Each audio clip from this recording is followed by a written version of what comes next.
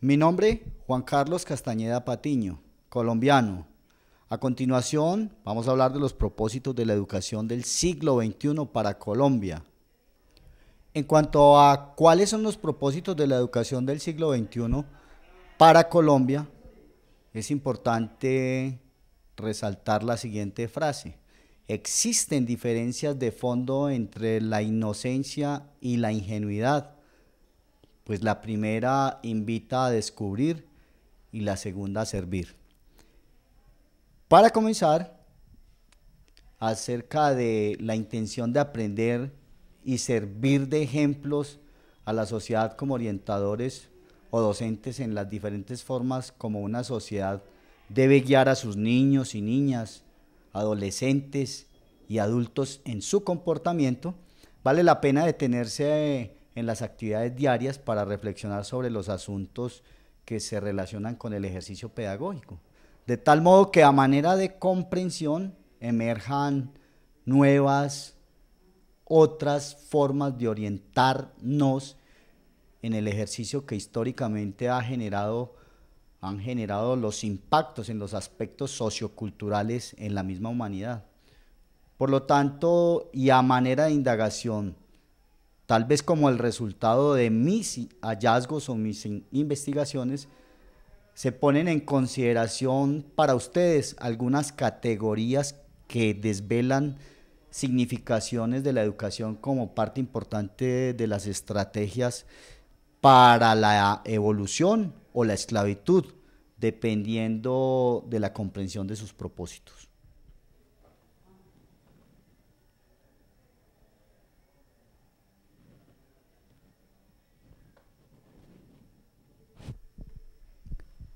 Vale la pena entonces preguntarse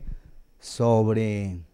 por qué los propósitos de la educación del siglo XXI no resuenan con la vida. ¿Por qué responden al patriarcalismo y a la depredación de dominio de la naturaleza y la humanidad? ¿Cuáles son las formas como el capitalismo, el pillaje y el control económico político se involucran con la educación? ¿Cómo la globalización instrumentaliza al docente y a los discentes para los propósitos de la expansión de las corporaciones transnacionales? De tal forma que estas y otras preguntas que surjan de la reflexión permitan la configuración y la reconfiguración de categorías tales como la vida, como una categoría que funda la reflexión, principio que deriva hacia los propósitos de la educación, es decir, la educación y la vida deben correlacionarse para su prolongación. En consonancia con lo mencionado, la naturaleza y la humanidad son una vina que debe ser analizada como una alternativa que debe fundar el proyecto pedagógico para la humanidad.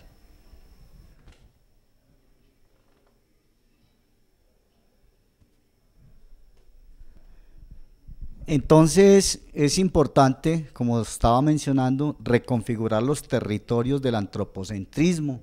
y los patriarcalismos de control. Teniendo en cuenta las anteriores categorías fundantes del discurso y desde lo complexos de la humanidad, es necesario hacer correlaciones que presenten características humanas, tales como la biopsicosocioculturalidad de los mismos humanos, porque es lo que define el Homo sapiens sapiens taxonómicamente identificado desde la biología, porque tanto su psique como sus elementos biológicos, como su culturalidad y su sociabilidad, conducen en la educación a las creencias de los discentes y los docentes por caminos del consumo, como principios de adiestramiento por parte de las corporaciones transnacionales, es decir, la Organización Mundial del Comercio, el Banco Mundial, el Banco Interamericano de Desarrollo y otros, son los que, teniendo en cuenta nuestra biopsicosocioculturalidad, delinean los caminos por los que ha de transitar el ejercicio de educar-aprender, como la ampliación del campo de la neurocognición.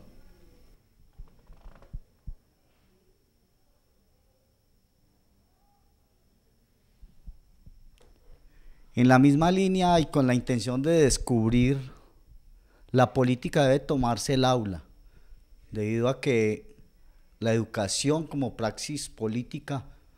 tal como lo plantea Gutiérrez en el 2005, debe conducir a la comprensión del sistema político-económico de las sociedades de la escuela. Como otra categoría importante que permite redescubrir los propósitos de la educación del siglo XXI, tenemos la globalización como intención homogenizante de los habitantes del globo por medio de su administración capitalista, que permea y controla la educación por medio de lineamientos y distracciones que terminan en leyes como la 715, invitando a competir como estrategias de división dentro y fuera de la escuela, para preparar la humanidad que sustenta el mercado en detrimento de la naturaleza y de la misma humanidad. Por eso, hasta el momento y como síntesis, es importante y urgente considerar que los propósitos de la educación del siglo XXI son un asunto holístico, complejo, que se correlaciona para producir resignificaciones de la vida, la naturaleza y la humanidad, la política, la globalización, la economía y la democracia dentro y fuera del aula como posibilidades de reconfiguración de territorios de educación controlados desde las superestructuras que reconocen en su potencial la producción en serie de seres humanos para el consumo. Entonces la educación, la mediación y el aprendizaje coinciden de manera sistemática con la autoorganización que representa la vida, tal como lo plantea Laszlo en el 2004 en su libro La ciencia del campo acásico, una teoría integral del todo.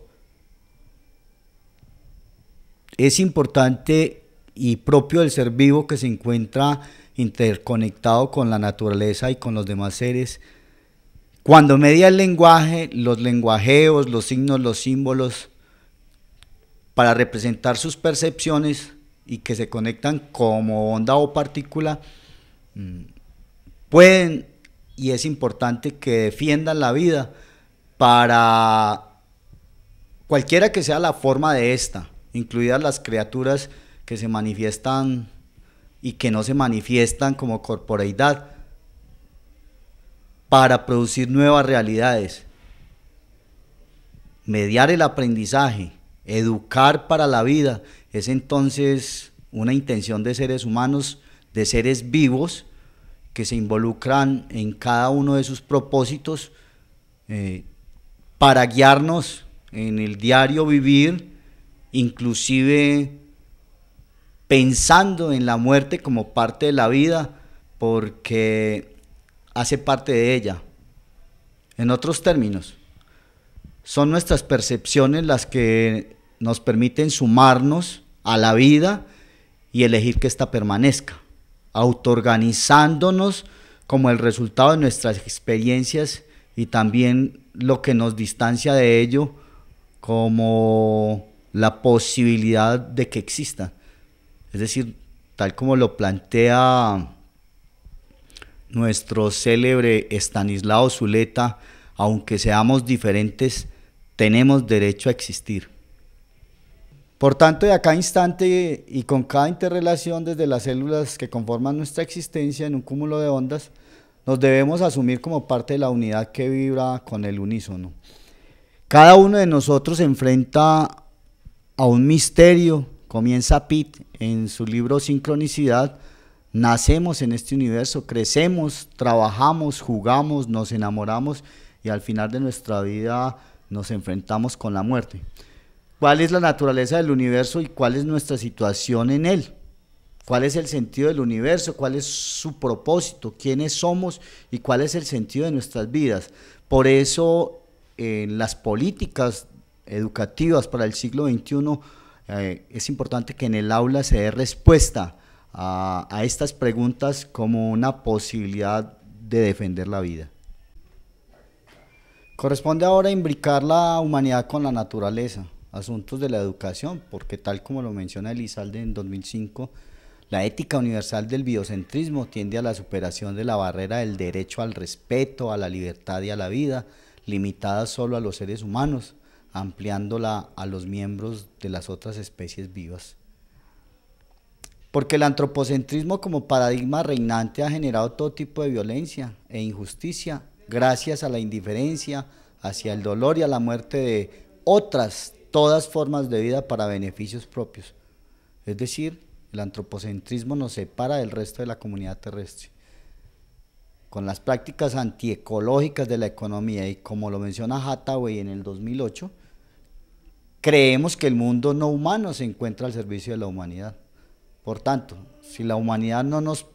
percatamos de la vida, la naturaleza y nuestro rol dentro de la misma, nos veremos abocados a desaparecer como parte de nuestra Pachamama, ya que ésta no podrá sostenernos dentro de su seno, porque hemos socavado de sus entrañas hasta envenenar su aire y su agua por el afán de desarrollo. El trabajo educativo desde la perspectiva de Marco Raúl Mejía contiene paradojas conceptuales. Surgen entonces de las intenciones de la educación las preguntas que pueden permitirnos las comprensiones por sus posibles respuestas. Porque el desarrollo requiere de la educación para sus fines. Es necesario continuar con el envenenamiento de la tierra y el aire y el agua necesarios para el sostenimiento de la vida, incluida la de la humanidad, para producir desarrollo. Y más aún, ¿seguiremos produciendo desarrollo para beneficiar a quién? Desde la necesidad, la competencia en la escuela, por ende, argumentos legales y políticos, argumentos ligados al contexto institucional, programático del país y los argumentos sociales, culturales que emanan de la UNICEF 2006, sumado a estrategias de Estado integrados a la educación desde 0 a siempre, sustentan que los cambios sociales del mundo contemporáneo obligan a repensar la atención y el cuidado de la infancia, la incursión de la mujer en el mercado laboral, formal e informal, que ha generado nuevas relaciones al interior del grupo familiar, las transformaciones de la estructura familiar y la disminución de las tasas de mortalidad infantil son ejemplos de tales cambios.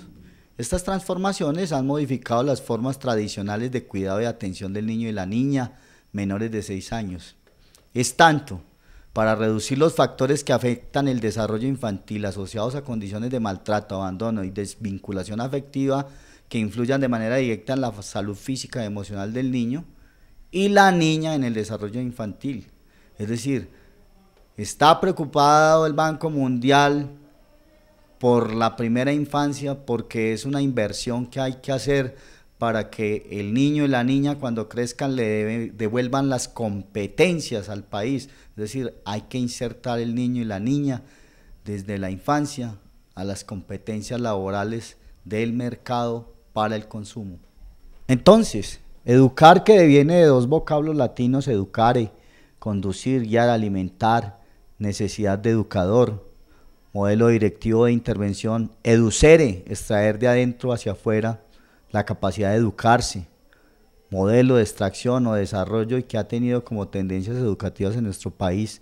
el método lancasteriano, la enseñanza mutua, el método Pestalozzi, la escuela activa, la tecnología educativa, la autonomía institucional, los núcleos del saber pedagógico, entre todas. Se han desconocido las correlaciones que coexisten con la labor pedagógica en una autoorganización con la vida, la naturaleza y la humanidad de los humanos. Conviene advertir entonces que desde la misma manera como hemos transitado por los modelos económicos del paradigma reinante de control, modificados con el potente aporte de la educación, y que desde finales del siglo XX y lo que va del siglo XXI hemos venido asistiendo a la globalización como un nuevo referente político-económico que oculta a los mismos con las mismas formas de dominar, con promesas de cambio o de esperanza, que al darle significado en sus formas semánticas o codificación es quedarse esperando. Es decir, ¿qué esperamos de la nueva forma de administrar la vida, la naturaleza y la humanidad por medio de políticas neoliberales ¿Qué sucederá con la vida, humanidad, naturaleza después de continuar con políticas globalizantes que propenden por el balance en los estados de cuenta del capitalismo como una metáfora del oropel, principio de la actual filosofía, tal como lo menciona Villamil en 1962? Porque tal como menciona Mejía en el 2008, existe una emergencia de aldea global como una afectación de lo local por los hilos invisibles del poder económico,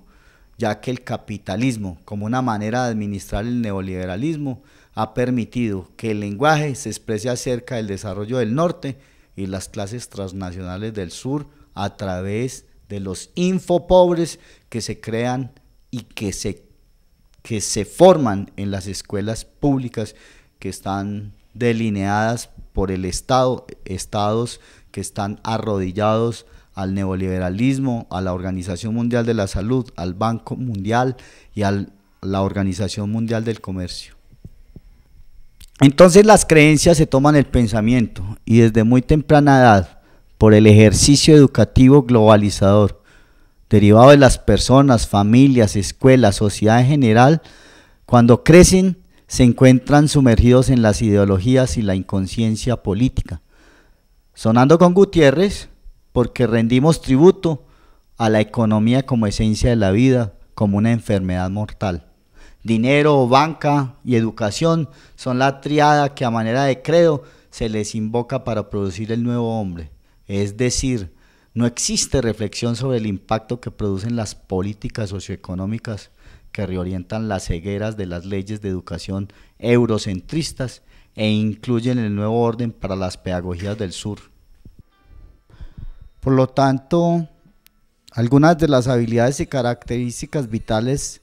que ayudarían a mediar en la educación que deseamos pensar, sentir, vivir son